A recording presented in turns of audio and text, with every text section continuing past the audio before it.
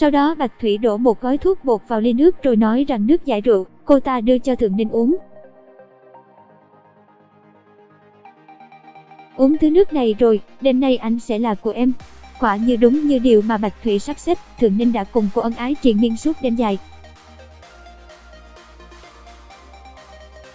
Anh luôn miệng gọi tên Bạch Tố, còn Bạch Thủy mặc cho tức giận nhưng bước đi đầu tiên này của cô quá hoàn hảo,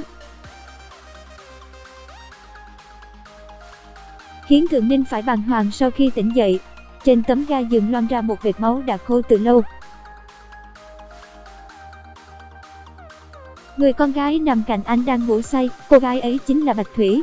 Thượng Ninh lắc đầu sau đó vò tóc Bạch Thủy, tại sao em lại nằm trên giường anh? Thượng Ninh, đêm qua anh uống say, đã không kiềm chế mình mà đã làm điều này với em. Bạch Thủy ôm chăn bông, cô khóc thiết tha, lần đầu của em đã mất cũng do anh, tên biến thái đáng ghét.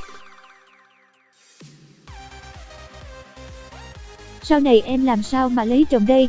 Trời ơi, Thượng Ninh khó xử, anh quăng bộ quần áo cho Bạch Thủy, đôi mắt trùng xuống, em mặc đồ vào đi, chuyện này từ từ rồi tính hết. C12